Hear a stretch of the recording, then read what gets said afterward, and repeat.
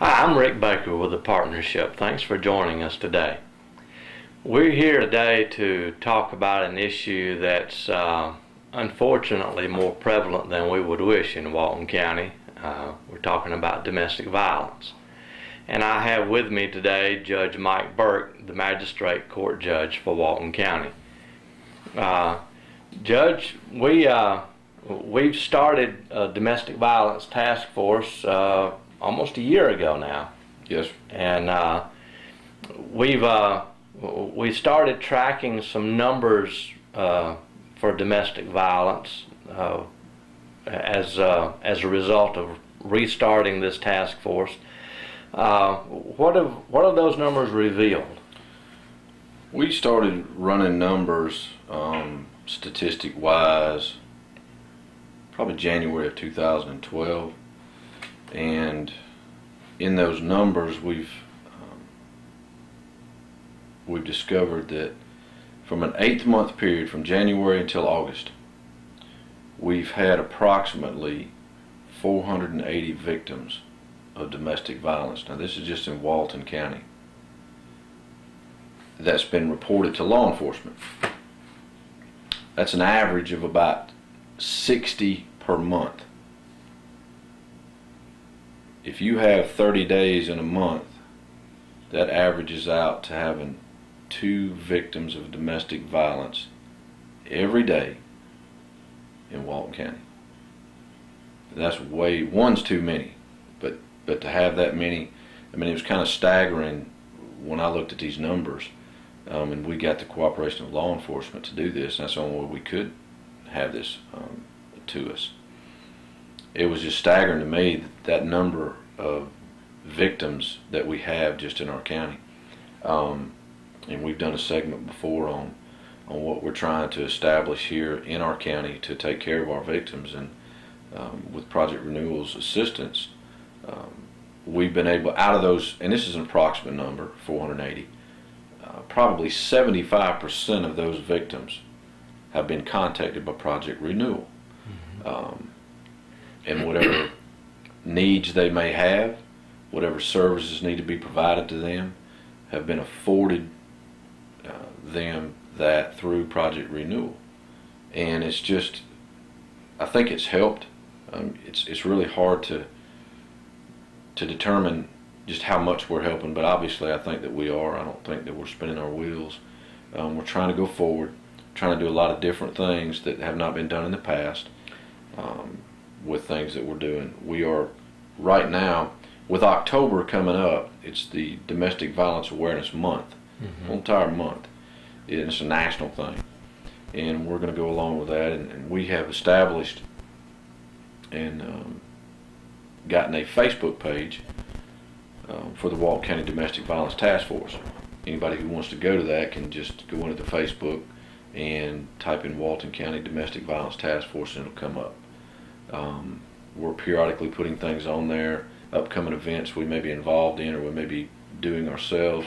We're trying to get brochures out that we've graciously, the District Attorney's Office has assisted us in purchasing those, and we've put those out to a lot of different places. We're in the process of getting those out to more places. We're in the process also of trying to get more of those brochures, because we've given out probably close to 1,000. And we have a few left for anybody who wants them. We can do that. We're in the process also, we have a website that's under construction. We've got a domain name, but we don't have it up and running yet. We really don't want to put it out there until it's completely the way that we want it. Right. To be able to provide information to anybody out there that we may do. We're also, for October, in the process of doing ribbons that will be tied to law enforcement's vehicles, the antennas. We're hopefully going to, and this is just in the process, we're working on it, having something at the courthouse lawn, the old historic courthouse, with these numbers and these ribbons indicating what victims we have in this county, to give people an overall perspective of the problem that we have. Making people aware is the first thing, and then we can help through our task force get those people out of that situation. So the ribbons on the courthouse lawn will be kind of a visual aid to people for them to be able to see how many victims we've had in Walton. Right. I don't know if we're going to be able to put 480 ribbons, Right. but we'll be able to put something up there to give people the idea. It just seems that something visual gets to people more than it does like a statistic or something like that. If you can see it, it gets to you a little bit more. There's also on October the 23rd, which is a Tuesday, from 5 to 7 at the Soul Circle Middle and High School, there is a 3rd annual Hand in Hand Family Fun Festival, which there'll be other things there also that would be very beneficial to the community. But we're also going to have a table there with information on the Domestic Violence Task Force. We'll have representatives from this task force there during that time. Hopefully we're going to have law enforcement to come in and out to answer questions if they can, and just give any assistance that we can to anybody that may be involved in a situation that maybe they didn't have contact with law enforcement yet, who are maybe afraid, who are scared. This may be the perfect situation where they can get this information, talk to somebody, get numbers where they can talk with somebody when they feel like it. We just want to provide a service to people and let folks know that we're out here and we're here to help people. We can only make contact with those individuals that we know about. Sure. If you let us know, then we'll be able to help you and put you in the right direction where you need to be. You mentioned earlier that Project Renewal had been getting in contact with the victims that law enforcement had gotten in contact with. That's something that has changed as a result of the task force. Previously, law enforcement had been giving contact information to the victims, and it had kind of been up to the victims to get in contact with Project Renewal. And as a result of the task force, we kind of changed that protocol, and now Project Renewal is taking the initiative. We did. Back in January, we started. We took a different direction. I think the task force as a whole didn't feel like that we were doing what we needed to do, or we could have done more. So we just took a chance that we're going to try this. If it works, it works. If it doesn't, it doesn't. But Right. at least we're going to try something different. When law enforcement has contact with a domestic violence victim, prior to this, there were a lot of different aspects or a lot of different information given to these victims by law enforcement. It kind of put law enforcement in a bad position, meaning that they weren't sure exactly what to give to this victim, what assistance they needed. You know, law enforcement's job is to contain the situation and establish the criminal part of it. Right. They help as much as they can, but they don't have the expertise such as what Project Renewal would have. So we made it to the point of every victim that's contacted by law enforcement or has contact with law enforcement, they're phoned or called by Project Renewal within 24 hours of that initial contact with law enforcement. So we don't put the initiative on the victim. We take the initiative and take that step and put them in the right direction. Now, whether a victim wants to take the information and go with it, or the service that can be provided to them, is strictly up to them. Sure. That's anyway with anything.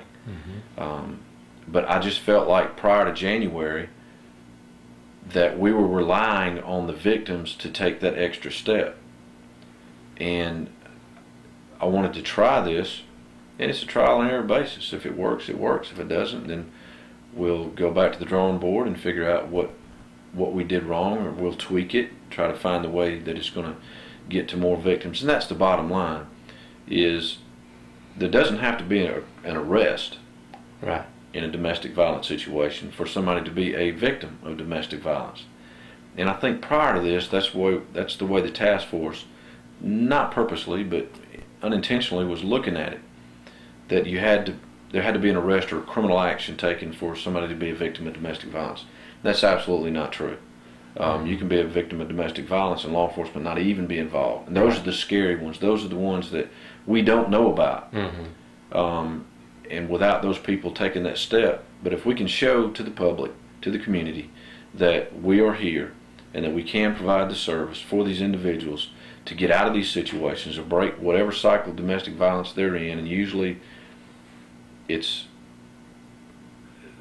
a long time ago, and it's not something that just happened overnight. And we just want to make sure that the public is aware that we are here, that we'll do anything that we can to assist people, but they have to understand that we can only tell them what the services are. They have to take it and go with it and use it.